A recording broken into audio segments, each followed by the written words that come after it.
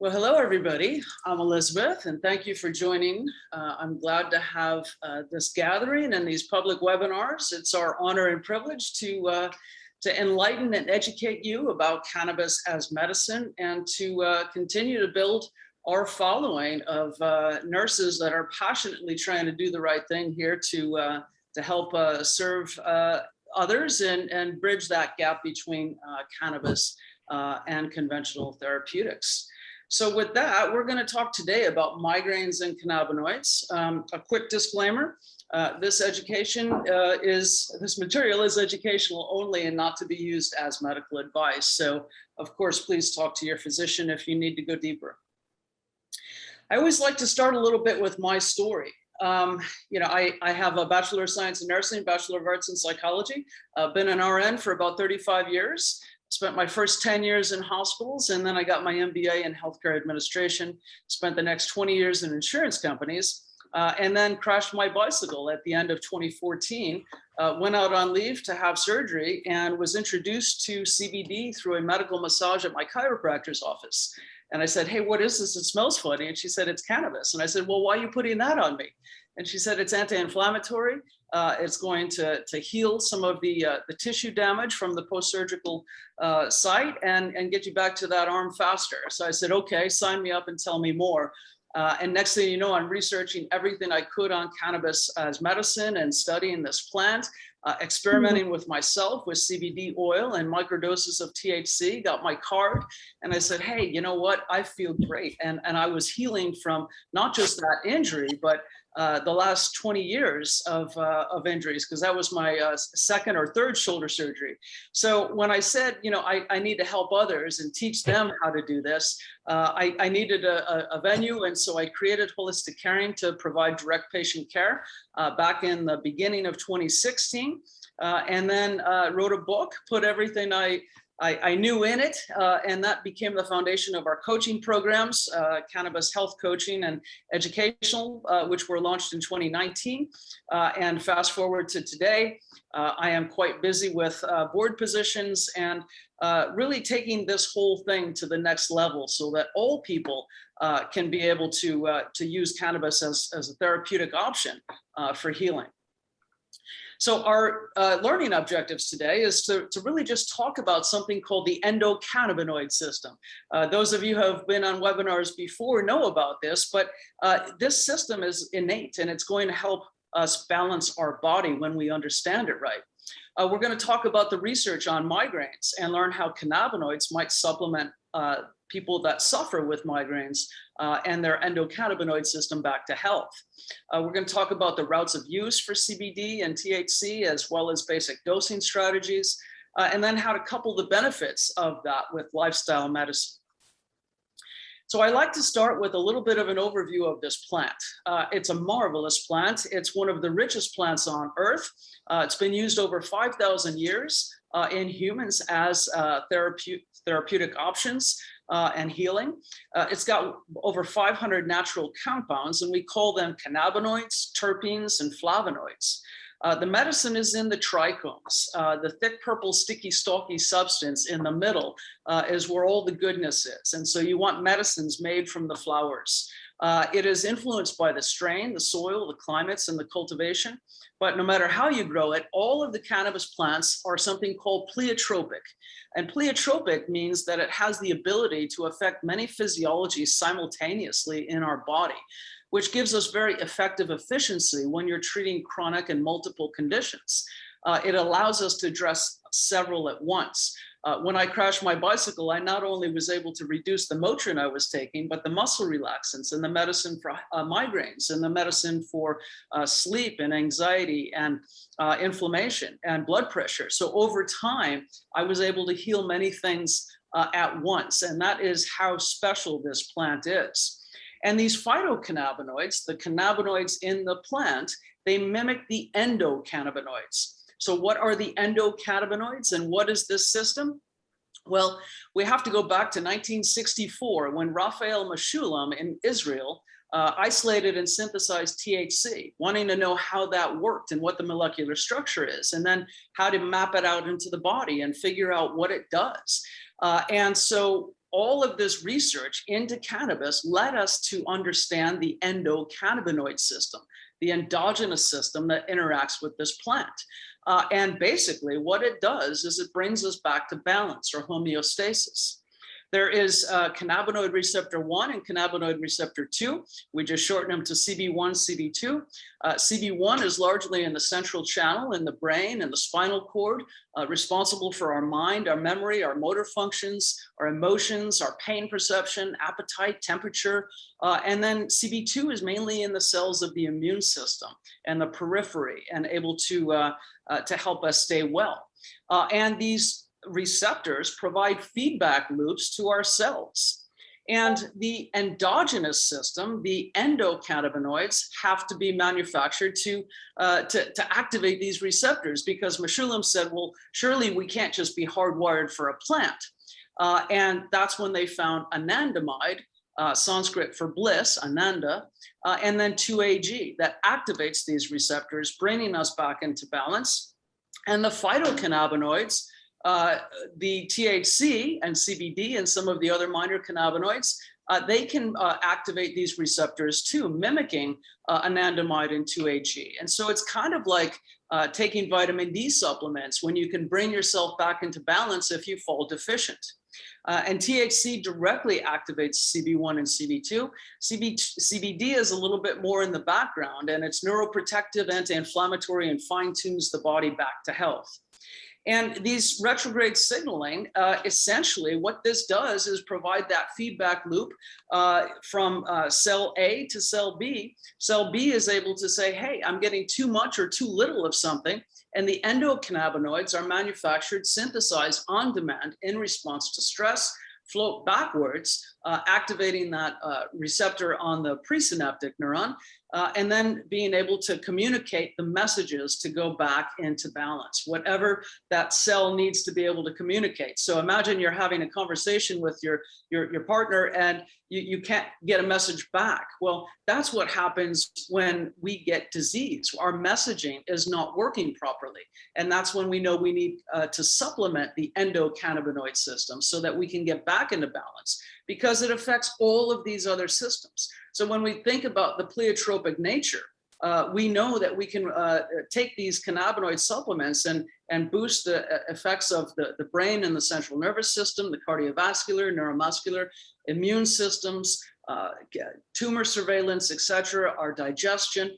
So when we look at the endocannabinoid system, the ECS tone, when it's healthy, means that we're well, we're having a good, healthy life. When there's a deficiency, that's when we know we have diseases. And we're not able to necessarily look into the endocannabinoid system and see if we're deficient or not in this time, but hopefully one day we will, as we continue the research into this plant and how it boosts our health and well-being. So the US government still has this as a Schedule 1, meaning no medical benefits, highly addictive and dangerous. And we know that's fallacy because the government also patented all the way back in 2003 cannabinoids as antioxidants and neuroprotectants. So what they're admitting is that cannabinoids are found to protect cells, tissues, and DNA from damage and decay, limiting injuries if we have a head injury, if we have a stroke or trauma, and even slowing the progression from neurodegenerative conditions and diseases like Alzheimer's, Parkinson's. So, all right. So let's talk about migraines. Migraine 101. So migraines plague about 15% of the population on Earth. That's about 39 million people in America, over 1 billion people globally. Attacks are mostly with women. Men get some as well, but women have more migraines than men. Sometimes they're seldom, just a couple times a month or a couple times a year. And some people, it's 20 days a month. The inflammatory changes in the blood system and in our brain cause spasms in these vessels in the head, triggering throbbing pain, nausea, light and sound sensitivity. When people take medicines, they're usually grabbing a Motrin, sometimes aspirin, There are triptans, very expensive medications that people are using, like Imitrex. But you need to watch for rebound headaches with that because people that have frequent migraines, sometimes the pills actually end up causing the headaches. Sometimes caffeine will work a little bit. And of course, sufferers should go into a cold, dark room and lay down with some maybe ice on the head. The causes can be genetic. Migraines tend to run in families. There can be environmental factors, deficiencies in different neurochemistry like serotonin and dopamine. There can be reactivity in the cranial nerves. Hormonal imbalances are a primary cause of women's pain, especially during times of menstruation, ovulation, and especially the beginning of menopause when estrogen levels are cycling. Dietary intake of wine, caffeine, older cheeses, processed foods, skipping meals, hunger can trigger attacks, as can stress, physical exertion, sleep disruption and imbalance, weather changes, and bright lights or noises. When we're looking at hemp for headache, this is an older article where Ethan Russo, one of the pioneers in cannabis medicine, elaborated when he penned this article on hemp for headaches on how cannabis use for migraines dates back to ancient cultures. His biochemical studies of THC and anandamide, our endogenous cannabinoid, provide scientific justification for its use via anti-inflammatory, serotonergic and dopaminergic mechanisms, as well as interaction with the NMDA and endogenous opioid systems. And so what this means, our serotonin and dopamine, so our feel-good and motivation neurotransmitters are impacted by this. Our opiate sensors, our mood receptors, there's receptors all through the brain. And the anandamide deficiency that they're finding when people have low levels can be restored with supplementation of exogenous phytocannabinoids, the plant cannabis, and CBD inhibits FA. FA is the enzyme that breaks down anandamide. And when we have more anandamide, our own internal cannabinoids, we feel better and we're healthier. CBD also can activate serotonin production, and that can calm pain as well as anxiety. When we're looking at correlations between migraines, fibromyalgia, IBS, and some of the other treatment-resistant conditions that we find in conventional medicine, they all have a common thread. And that common thread is an endocannabinoid system deficiency. This is not working right. When the underlying endocannabinoid system tone is poor, the body is unable to achieve homeostasis, balancing back to health. Research subjects with migraines have lower levels of anandamide in their cerebral spinal fluid. This adds an objective viewpoint to the observational patient reports of symptom reduction after using phytocannabinoids. So many people say that cannabis helps them feel better. And when they look at the cerebral spinal fluid, which is the only way right now to measure anandamide levels in the body, they find that people that have frequent migraines and some of these other conditions like fibromyalgia have a lower level of anandamide. And the clinical trials that are happening at UCSD are really exciting because they're directly studying migraines right now. And they're giving people CBD, THC, ratios of CBD to THC in placebo-controlled trials using portable vaporizers where they're using inhalation. And UCSD is an approved government partner doing research on cannabis therapeutics in many different studies. So if you go to cmcr.ucsd.edu, you can see the lineup of all the completed studies, the pending studies, and the future studies that are really, really exciting. So people with migraines aren't waiting for definitive answers on the research, are they? 30% of the sufferers have tried cannabis for their headaches, and 82% said that it helped in the nearly 10,000 surveyed in a migraine app. So there's a couple of migraine apps as well as the Relief app.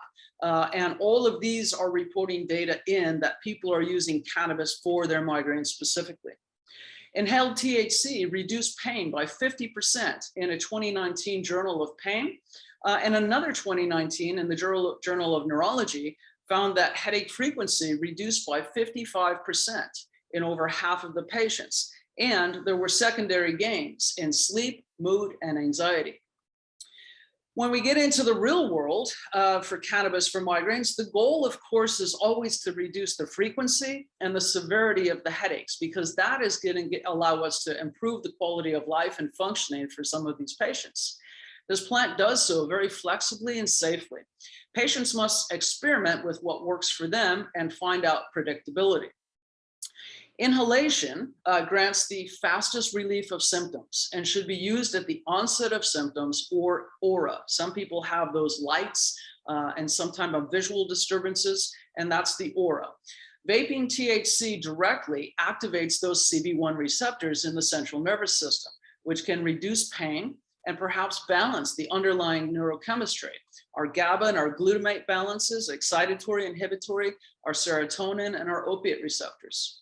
Whole plant formulations of botanical CBD taken daily via tincture may work preventatively by keeping a better endocannabinoid system tone and also activating serotonin, keeping us more balanced. Topicals applied to the forehead, temples, and neck to absorb the CBD and THC into the skin also decrease tension and pain. And these are the top ways that people use that. And we're going to explain that a little bit more. So at Holistic Caring, we like to change the narrative with education. When people ask me, is this recreational or medicinal? I said, well, it all depends on your intention, what products you're using, and your dosing. The goals that patients have when they sit down to talk to one of us at the Green Nurse, we talk about the interactions, different contraindications, which are mainly pregnancy, psychosis, some of the other issues, but for the most part, most people can use this. When we counsel medical patients, we teach them about legal issues and how to stay compliant with the laws in their state, risks versus benefits, and looking at the endocannabinoid system basics and how this works as medicine and how supplementing with the cannabinoids can bring back balance. We talk about the different phytocannabinoids, the terpenes, the starting points, dosing ranges, and the different modes of use and the flexibility of this. We talk about timing and spacing the use of CBD and THC with the activities of daily living, work, functionality, etc. And then talk about interactions, training, tracking, and then setting expectations.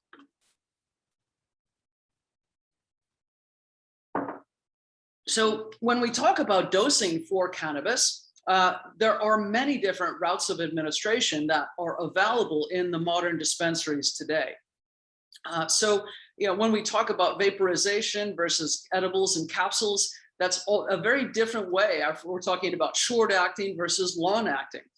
Tinctures, sublingual dosing, topicals, patches, suppositories. We teach people how to mix and match them all because they all have a different place in the lineup. The basics of dosing is to find the minimum effective dose. And what that is Goldilocks dosing, where the dose is potent enough to trigger a response and to reduce symptoms, but not too much to cause side effects or to get prohibitively expensive. So what we want to do is rotate through these various routes of administration to keep tolerance low on any one of them. And as always with cannabis, less is more. You don't need a whole lot. You need to just tune this system and the body will self-heal over time. When we break down each one of these different routes of use, tinctures are my favorite go-to for a daily dose. And this is the sublingual oral mucosa. So you put the drops in the mouth, you hold them for 60 seconds before you swallow, and then it goes into the systemic circulation. And then, of course, you do swallow and it goes through digestion. But we can get these tinctures in various formulations, high THC, high CBD, or a balanced 1-to-1 or different ratios.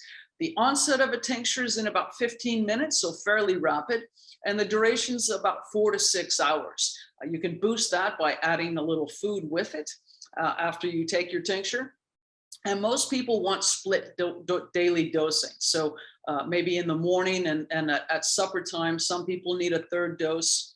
And normally we start on about 5 to 10 milligrams, depending on what the formulation is, twice a day for 7 days, and then increase by 5 milligrams every 7 days until we find efficacy. A 20 to 1, so 20 parts CBD, 1 part THC, is a good CBD oil. This is great for preventative daily dosing to increase focus, lower anxiety, improve stress management, and energy levels. A 1 to 1 is that equal split CBD THC, and that's for moderate pain. And you can microdose 5 milligrams till improved. And then a 1 to 10 is all THC for the most part, and that would be for more severe pain conditions and to promote sleep. CBN can calm the neurology in the head, as well as the headaches and the frequency of them. CBN is also sedating and can help insomnia, which can help people get better sleep cycles and reduce the headaches. CBG is very anti-inflammatory, especially in the neurology, as well as the gut. And it can help heal that gut microbiome so you can get back to healthier production of the neurotransmitters that keep you balanced. When we're talking about acute abortion of the headache, we want to use inhalation. The onset is in minutes, so there's immediate benefit, and the duration is just a couple of hours, maybe 1 to 3. I always tell people take 1 puff, that's enough, and then wait 5 minutes and reassess to see if they need any more, and then just repeat until that headache is improved. Inhalation provides the most rapid relief for pain and sometimes nausea when people are really triggered in headaches. And again, use at onset. When you get that aura, that's when you want to take your puff. So for the most part, people need THC, not just CBD, but THC is necessary. And the nose knows. So I tell people when you go shopping for your strain, see what is very pleasing in the aroma to you.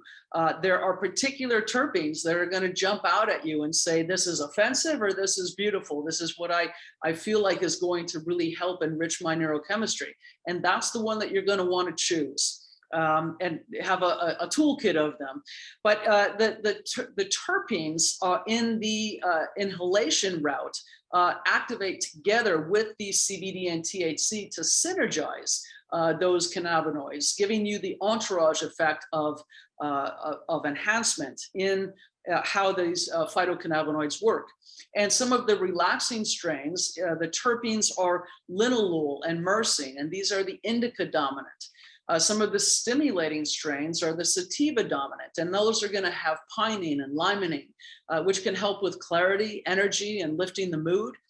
Beta-caryophyllene can reduce neuroinflammation, calming down some of those brain spasms in the blood vessels.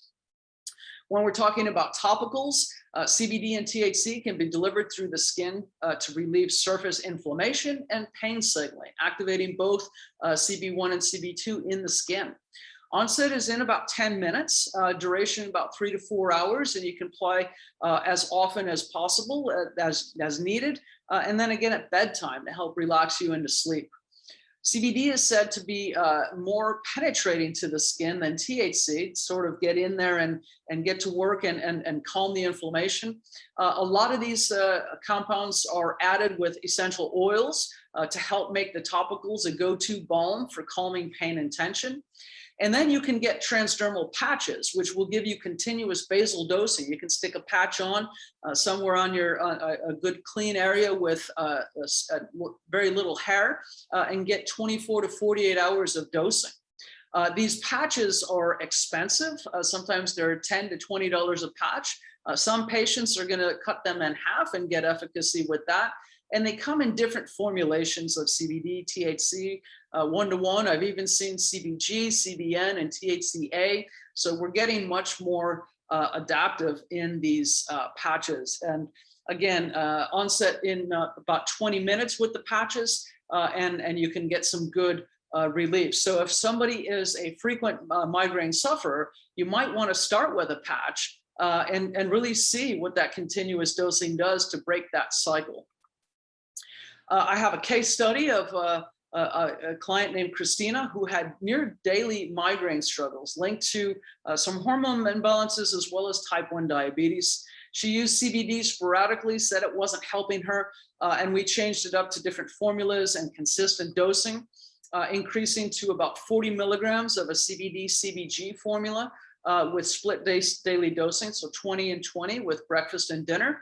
And then she held that for about 3 months. In between, she would vape some sativa for breakthrough pain, and that was helpful for her. And her headaches decreased from an 8 on the pain scale predictably to about a 3 to 5 in the intensity, and the frequency dropped from near daily to about 5 to 10 a month. And now she has just completely headache-free days. So fairly life-changing for this woman. When we talk about side effects and safety, with CBD, generally we're looking at a little bit of dizziness as somebody starts to acclimate to this. Sometimes they can be a little jittery, sometimes they can be fatigued, and that is the biphasic properties. So low doses stimulating, high doses sedating. People got to figure out how it affects them. Some people can get a little bit of a fast heart rate, tachycardia, and CBD tends to lower appetite. THC will stimulate appetite as well as cause some intoxication, and at high doses can trigger anxiety. So you have to be really careful with THC dosing, that you just take a couple of milligrams and get used to how it is going to affect you. THC can cause sedation, so generally we're using this more in the evening so that people can rest. And all of these cannabinoids can cause a little bit of dryness. The cytochrome P450 enzymes are the enzymes that metabolize everything through the liver, and CBD goes through just like all the other pharmaceuticals. So when people are taking other drugs with cannabinoids, I always tell them space them at least an hour apart. I generally do the CBD or the pharmaceuticals first, and then some food and hydration, and then the CBD oil after that. So we have some good spacing. Cannabinoids can potentiate some of the other drugs. So just like the grapefruit interactions, they can make those other drugs work better, which is key for you to discuss with your provider to talk about the ability to reduce dosing. Taking it within 15 minutes of food is a good idea because cannabis is lipophilic or fat loving. And when we want to boost it into the systemic circulation, so these phytocannabinoids are more available throughout the body, we want to send it in with a little bit of food to enhance absorption. Start low, go slow is always the motto, and patients can go from 10 to 500 milligrams a day, depending on what they're treating. Just a little bit of inflammation and stiffness versus cancer, and everything in between. So most people acclimate to these cannabinoids in about 14 days, but really trying to reverse and halt some of the conditions that you've had for many years, you can dose for about a year to really take those cumulative effects. So when somebody really wants to commit to a good whole plant CBD oil, you can really change the biology and the physiology in the body, mind and spirit in the body after about a good year of dosing. With all medicines, you want to be tracking them, but especially cannabis because it's personalized. This is very individualized. So when you work with holistic caring and the green nurses, we will be asking you these questions on your follow-up calls. 1 to 10, where are you at on levels of pain? Your anxiety, your memory, your focus. Small doses of THC can enhance that. Large doses are going to inhibit that. So we want to make sure that you're getting your best outcomes, your joy, your mood. How easy is it to smile today? And then we'll see again in a few weeks. Your energy levels. Are you productive? Are you sleeping? Are you getting better quality sleep? And then what are the influences to blood pressure and blood glucose? Because cannabinoids over time can impact both of those. And again, looking at maybe being able to dose less on some of the other pharmaceuticals and talking to your doctor. And then what are you dosing? So the milligrams per day and then the different products. So we'll be talking about this on follow-up calls. And always you should be talking to your providers about cannabis because they understand this is now legal in 37 states. They know that patients are using this as a therapeutic option. Cannabinoids affect pharmaceuticals that they need to control dosing with, and they need to learn about these medicines because this is part of healthcare, and there's at least 30,000 different studies in PubMed. If you just Google cannabinoids, you'll be able to find some of the studies. And of course, every part of your health should be discussed openly to enhance your outcomes.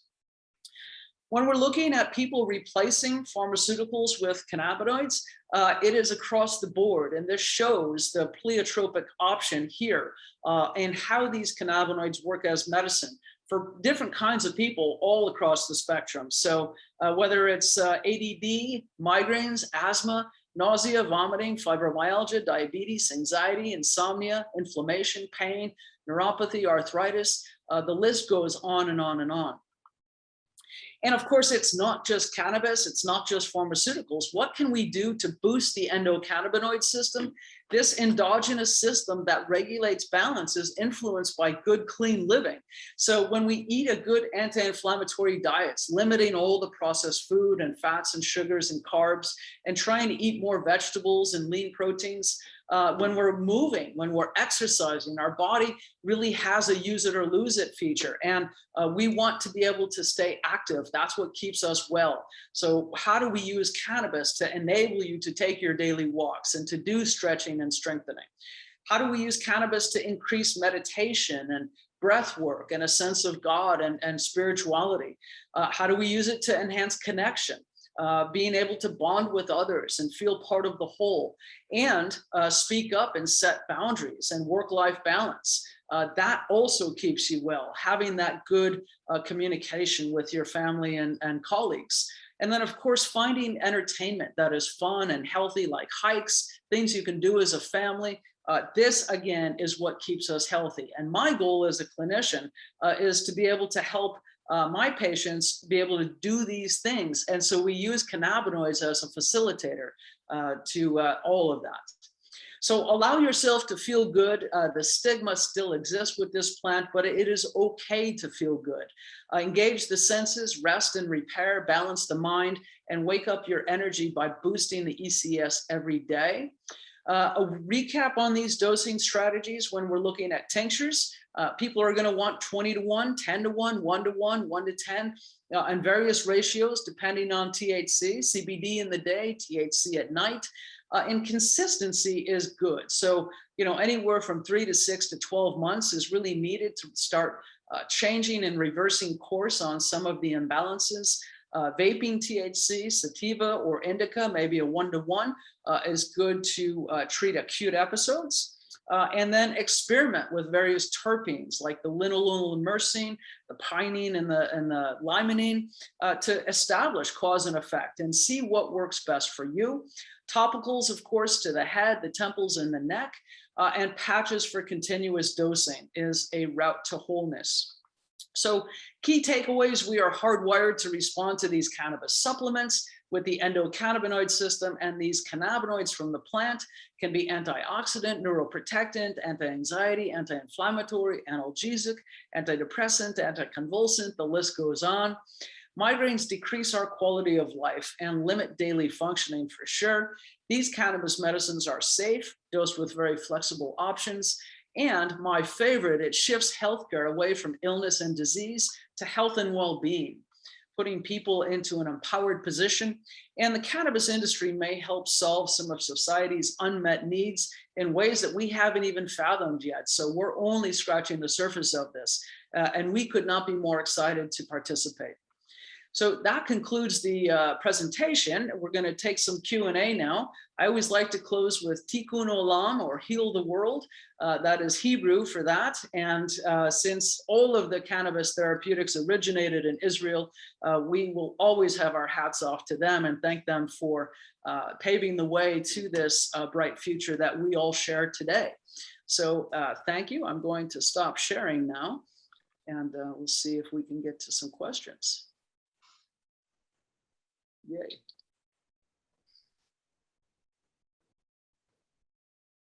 Okay. Let's see, anybody have any questions? You want to put them in the chat, or come off mute and ask something, or say maybe how you have experimented with CBD as a therapeutic option, or use THC for a migraine.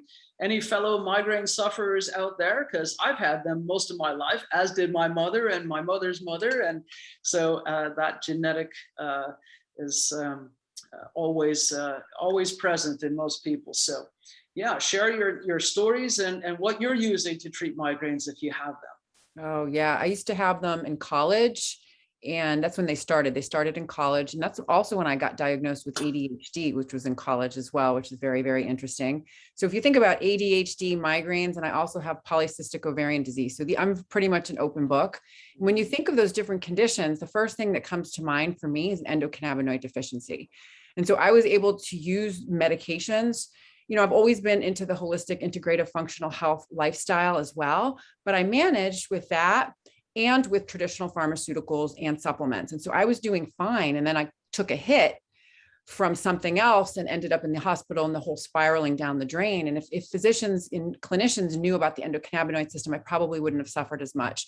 But since I started using cannabis for multiple other conditions, the laundry list this long, and I was on 18 pharmaceuticals, slowly but surely, my system started to auto-regulate. I started to able to decrease medications, and over time, my migraines disappeared. However, when I am stressed, right, and I'm not taking care of my endocannabinoid system, when we talk about cannabinoid therapeutics, we talk about cannabis as being one piece of the pie. So I have my cannabinoid regimen, plus I engage in all those other endocannabinoid system enriching activities, such as, the diet and the nutrition and the mindfulness and the movement and the meditation and spiritual principles, all those different things that Elisabeth talked about. And so when I slip up, if I start to overwork or overdo and slip up, meaning that I don't engage in those other health and wellness activities, and I find myself reaching for more and more cannabis, I need to stop, pull back, and reevaluate, right?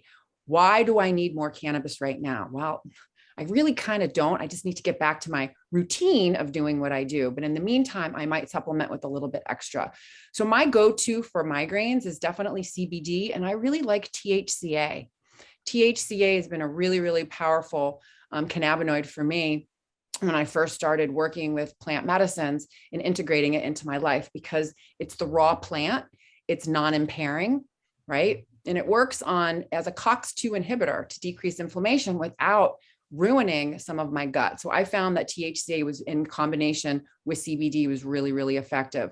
To point out what Elisabeth, spoke about as well, when I feel that aura coming on, that whole aura usually related to stress, I go to inhalation immediately. And it really, because what happens with people that have severe chronic migraines, the anxiety of what's to come is horrible, especially if you have it to the point where, anxiety, the anxiety panic attacks, the inability to sleep, throwing up, having to be in the dark, having to literally go into a cave. So cannabinoids inhalation is great for me. It just breaks it right away. And then I just, continue to supplement with the other cannabinoids that I'm utilizing and get back on track. So that's my story with how I've been able to manage migraines with cannabis. Yeah, that was awesome. Thank you for sharing and being so open and backing up, what I'm saying, because it's not just the cannabis, but I love Kristen's comments here in the chat. She elaborated that hers present like a stroke, where it's just that sudden onset, where there's that aura. And I love how she shares that she went from several per month to maybe 2 per year, using a little bit of a 1-to-1 tincture morning and night, using a sativa to vape for when that aura does hit, and it can stop it in its tracks. And 5 hours of intense pain and not being able to speak or move to just an hour or two, and the effects are much more mild. And so, this is what we need to communicate. This is what the apps are reporting. This is what the studies are reporting. If you go to Project CBD, they have something that they just published this week on migraines, and also not just using cannabinoids, but also psychedelics. Some of the psilocybin and other plant medicines are also very therapeutic. And I know many people that have had migraines for years, and a couple of microdoses of psilocybin really just stopped that from happening, literally for a year break or more. So this is as opposed to the Motrin and the Furanol and the Imitrex and all the triptans and all of those sorts of things that are expensive and futile, causing that rebound effect where people really don't heal. They just put that Band-Aid on for a moment. But when we think about this, when we think about the endocannabinoid deficiency, the anandamide that's not happening, that's supposed to be at CB1 mitigating all of these spasms and giving balance back to the neurochemistry, it's not working. So when we supplement with the phytocannabinoids, it bridges that gap. It gives us that supplement to bring us back into balance, into wholeness, not fixing just the headache as it's happening, but also downstream. And then think about those secondary gains. When you're using a good whole plant oil, you're also less anxious. You're also able to focus more. You're also able to sleep better. Maybe digestion's better. Maybe some of the other things that you've had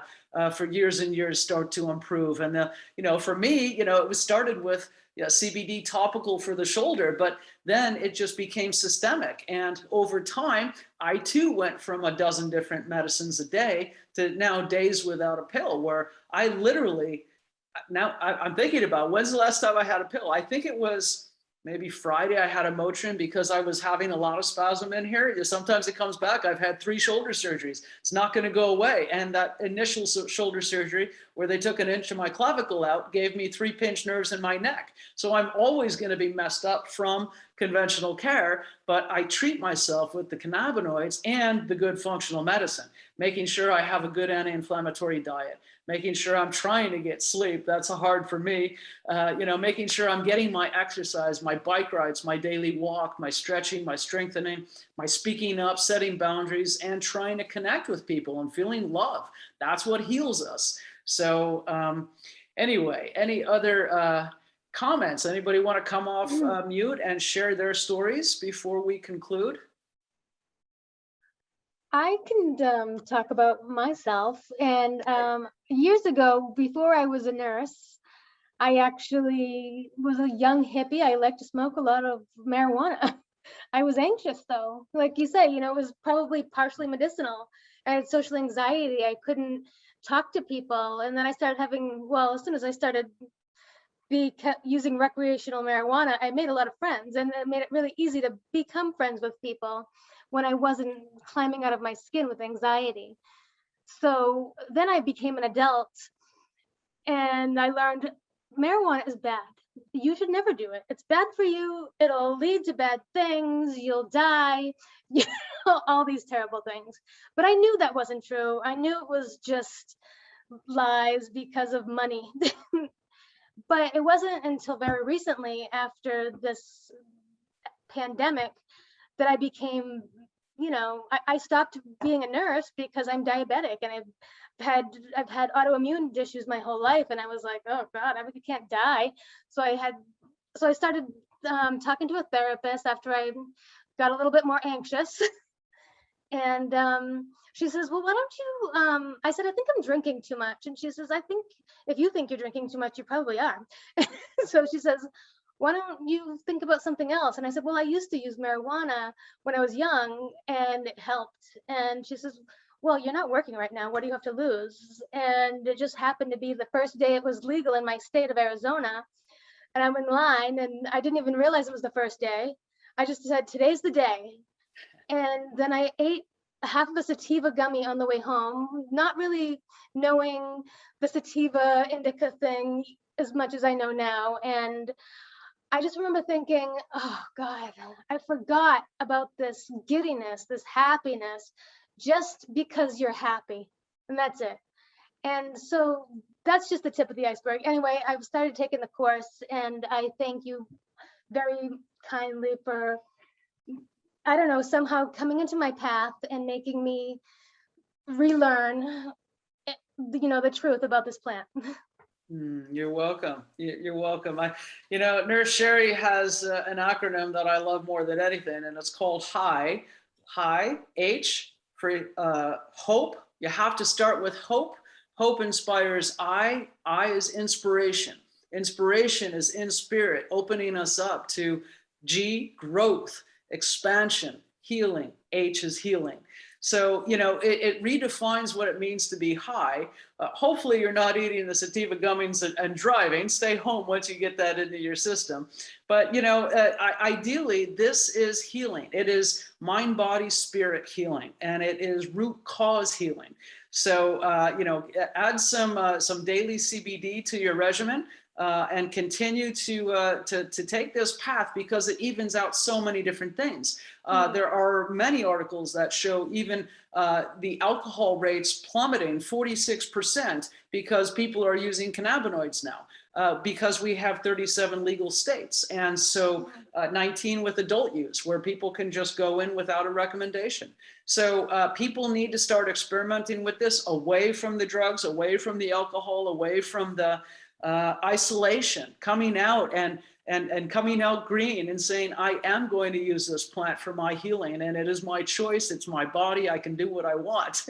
And so, you know, going back to, you'll learn in the course, I don't know where you are in it, but, you know, back in 1937 is when we lost access to this plant, and it was corporate interests, it was greed, it was xenophobia and racism and all kinds of things that had nothing to do with medicine or true harms. So at low dosing, THC is extremely therapeutic, and CBD is what I call the medical miracle, and all the other minor cannabinoids need to be explored and expounded upon as well. So again, we're only just beginning. So there's a comment in there from Nicole Ryan.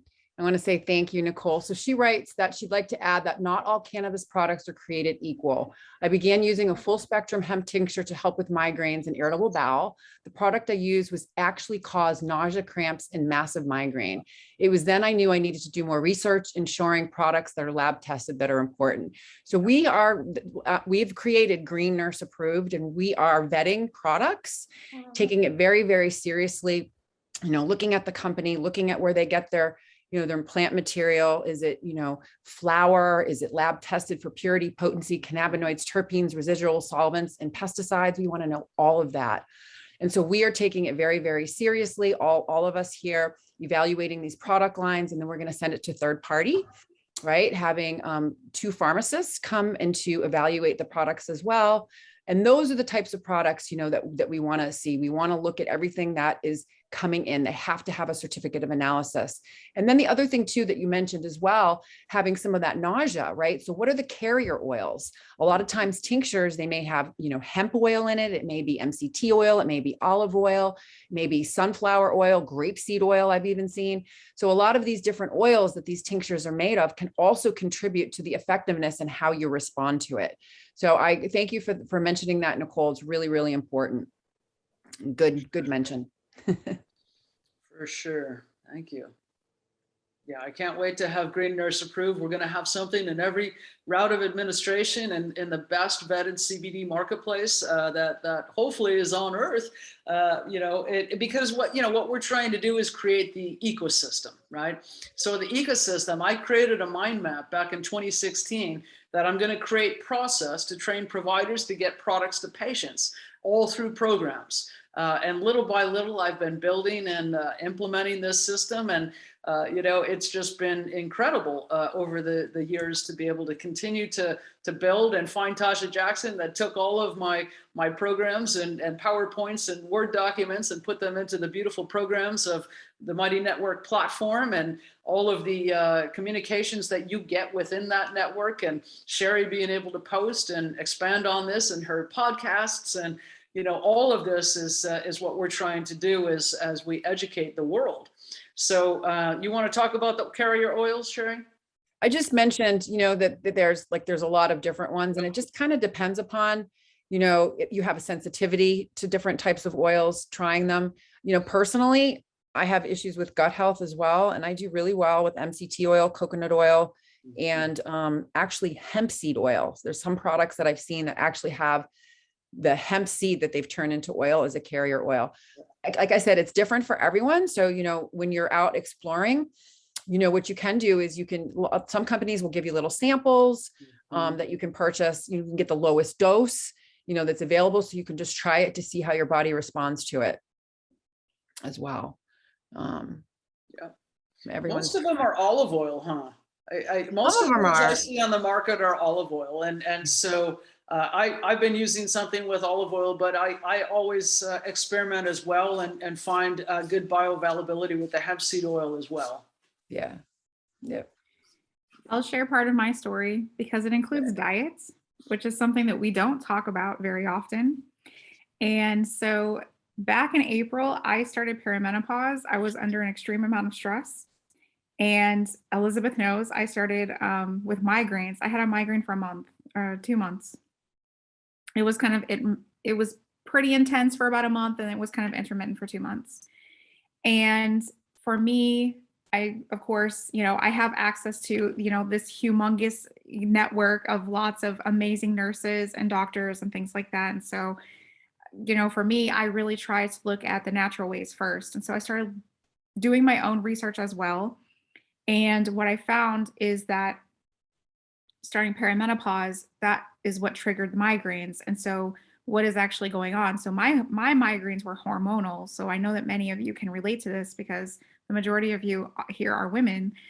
And so I was starting to look at, hormone imbalance, what hormones are involved. And so how does that relate to the diet that I had? So as you know, like I'm a big plant medicine advocate and living a healthy lifestyle. And so, again, reevaluating my diet because now I'm moving to a new stage of womanhood, reevaluating my diet, looking at what more can I do because I already do a lot, but obviously something needs to change in this part of my journey. I think that's another thing that we forget is that as our bodies grow and change, we need to grow and change with it. And the things that we were doing before are not always the things that continue to work with us now.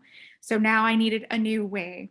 Yes, I've been eating healthy for X amount of years, but now I need to eat healthy in a different way. And so one of the largest things that I found that have really helped me a lot is I found a YouTuber doctor who has, and Elizabeth knows because I send her all these videos and I'm like, look at what he's saying now.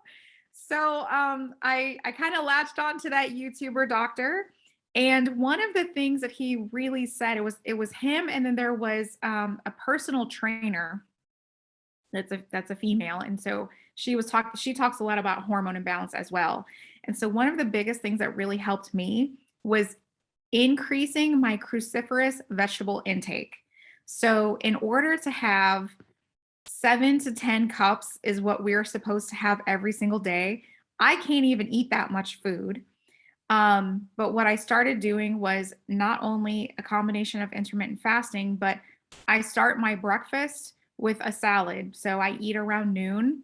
Or if you you're like me, I hate kale. Like I hate the taste of it. It's so nashy and gross and tough and hard. He gave the best advice. He was like, if you can't get enough just from eating salad, and if you hate the taste of certain types of vegetables, throw them in a blender, make a smoothie. So what I did was I just threw because I'm okay with spinach and chard and those kinds of things and arugula, but the kale is like that one right there it was the slam dunk, and that's the one that I needed to have. And that's the one I probably hate the most. And Brussels sprouts too. I love Brussels sprouts. So I just started making these green smoothies. And in order to overcome the horrific taste, I started adding in dates and bananas, a lot of bananas, and beet tops. So instead of, cutting the beet top off and the carrot tops and throwing them in the trash, you throw them all into a smoothie. And so once I started doing that every single day, you have to be very dedicated, very committed to it. Over time, those migraines that I would have regularly turned into just during the time of my cycle, of my menses. And then it turned from a migraine to just a headache that I could then better manage with the CBD and the THC. I actually am using a CBD, CBG, THCA, and CBDA. So it turned into, so actually for me, I started out with a CBD and that was not very helpful. I had to change my diet and then add the CBD in later to have that relief. And then I actually use a rescue inhaler whenever I start to feel one of those headaches coming on so that I can have some kind of immediate relief to take the edge off, and then take the medicine. And then once the rescue inhaler wears off, the medicine kicks in, right? So, it's definitely a journey for everyone, but that's also something that I want everyone to take into account, is that, it's not just about taking anything, right? It's how are we improving our health through our nutrients that we're putting into our bodies. Totally agree with you, Tosh. And just think about this too.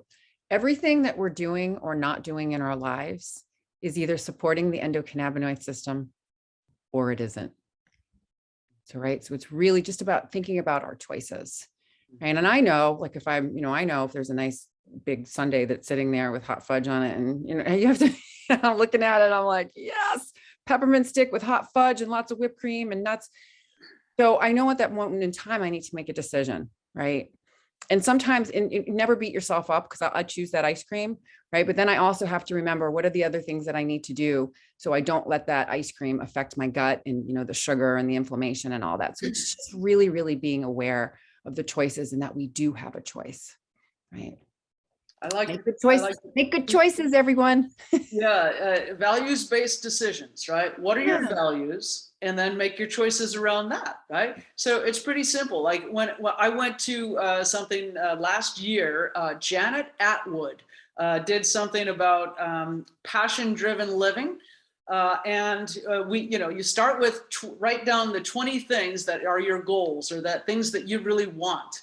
And then refine that into 10, and then refine that into 5. Well, my 5 were, the first one was to have a vibrant, healthy body, because, I know that with that, I can do all the other ones, right?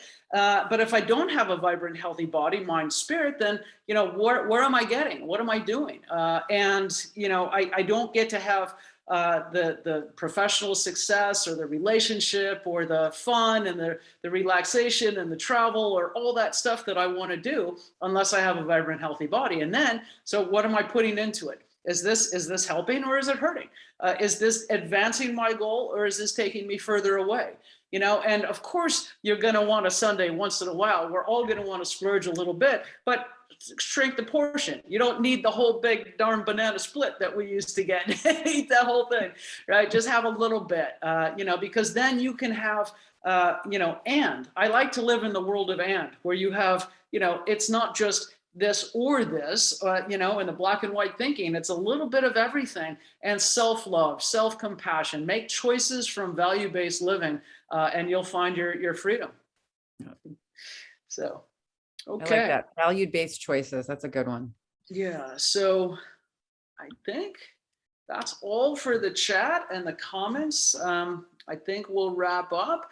Please continue to visit us in the network and share our passion and programs with others. We'll be continuing to innovate. Next month, we've got more things coming, and it's going to be all kinds of fun coming up in the holiday season. So stay tuned to our newsletter. Make sure you sign up for the newsletter so that you can stay in touch with all that we're doing. Thank you. Have good health, and we look forward to seeing you again soon.